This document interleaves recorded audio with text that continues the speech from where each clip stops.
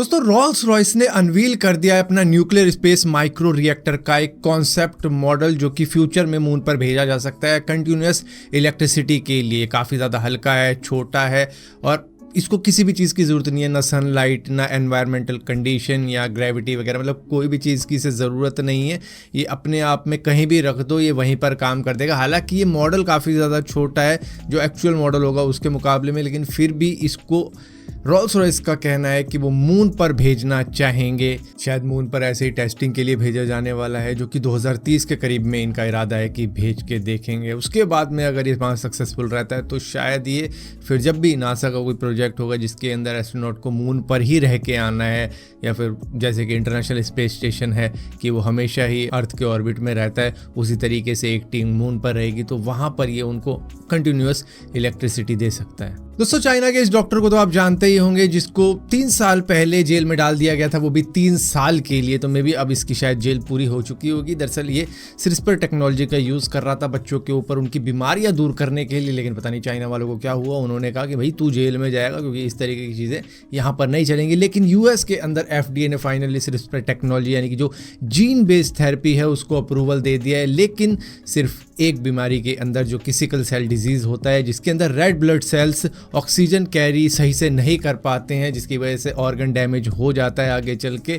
तो एक pharmaceutical company को जीन एडिटिंग थेरेपी के अंदर अप्रूवल मिल चुका है कि आप इस स्पेसिफिक बीमारी के लिए अब जीन एडिटिंग कर सकते हैं। दोस्तों US की स्पेस फोर्स लॉन्च करने वाली है X-37B को, जिसको स्पेस प्लेन भी कहा जाता है, ऑर्बिटल टेस्ट व्हीकल 7 भी कहा जा रहा है, क्योंकि ये इनका 7th मिशन होने वाला है ऐसा करने के लिए, जिसके लिए SpaceX के फैल्कॉन हैवी रॉकेट का यूज़ करने वाले हैं। मतलब एक तरीके से इसको लॉन्च किया जाएगा धरती पे से और उसके बाद में अपने आप ही ये स्पेस की तरफ निकल जाएगा। ये दरअसल इनका एक टेस्ट बेड है न्यू टेक्नोलॉजी को चेक करने के लिए। मान लो कोई मिलिट्री इक्विपमेंट को चेक करना है तो उसके लिए इसको उड़ा दिया, देख लिया। उसके बाद में कोई सिविलियन रिसर्च कार्गो की टेस्टिंग करनी है उसके लिए उड़ा दिया, देख लिया। मतलब इस तरीके की टेस्टिंग के लिए फिलहाल के लिए इसका यूज़ किया जा रहा है। दोस्तों OpenAI GPT-4 का राइवल निकाला था गूगल ने, जिमनी, लेकिन इसकी हालत खस्ता हो जाती है जहां पर भी इसके ऊपर कंट्रोवर्शियल टॉपिक डाला जाता है कि भाई इसके बारे में बता हमें कुछ। ये कहता है कि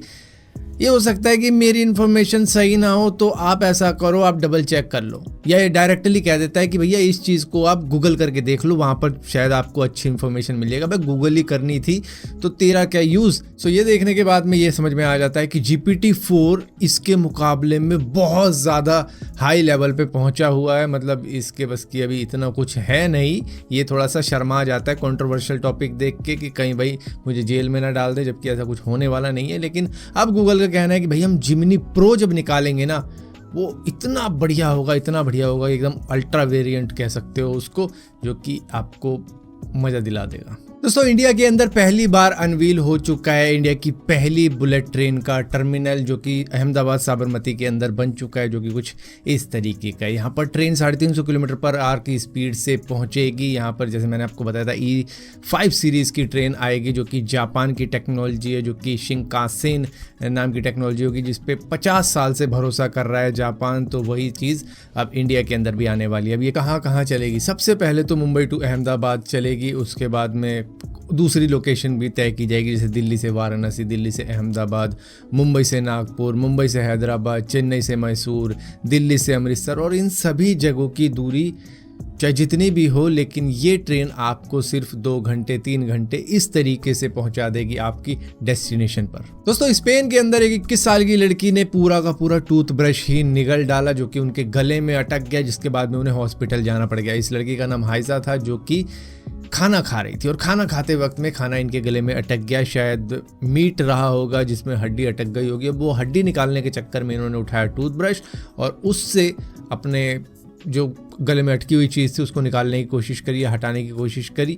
लेकिन हुआ ये कि वो तो हट गया अपनी जगह से, लेकिन अचानक से टूथब्रश इनके गले में जाकर फंस गया, ये निगल गई टूथब्रश को और ऐसी जगह पे वो अटक गया कि जहाँ से ना बाहर आ रहा है ना नीचे जा रहा है, जिसके बाद में इन्होंने सीधा ही हॉस्पिटल का रास्ता अपनाया, जहाँ पर इस जरा सी चीज़ के लिए फिर इनको एक सर्जरी करवानी पड़ गई। मतलब गले में हड्डी अटक जाती है तो शायद कई दूसरे तरीके भी होते हैं उसको निकालने के, लेकिन इन्होंने टूथब्रश को यूज़ करना ही सही समझा, जिसकी वजह से वही गले में अटक गया। फिर दोस्तों गुजरात के अंदर से एक फेक टोल प्लाजा पकड़ा गया है जो कि पिछले 1.5-2 साल से चल रहा था, जिसकी डेली की कमाई हज़ारों से लाखों के अंदर होती थी, सिर्फ लोगों से पैसे ले लेके कि भैया इतने पैसे दो, गाड़ी उधर लेके जाओ। तो मतलब ये कोविड के वक्त में शायद तैयार कर दिया गया था बम्बनबोर कच्छ नेशनल हाईवे के ऊपर, जिसके बाद में किसी को भी मालूम ही नहीं चला कि ये असली है कि नकली है, क्योंकि बनाई कुछ इस तरीके से गया था कि जहाँ पर गाड़ी आएगी तो पैसे दे के ही निकलेगी। ऊपर से जिनको बैठा रखा था वो भी ऐसे ही बात करते थे जैसे कि बिल्कुल असली का ही टोल प्लाजा है। कई सारी लाइन बना रखी थी और इस तरीके से कई सालों से चल रहा था, जो कि अब फाइनली पकड़ा गया है।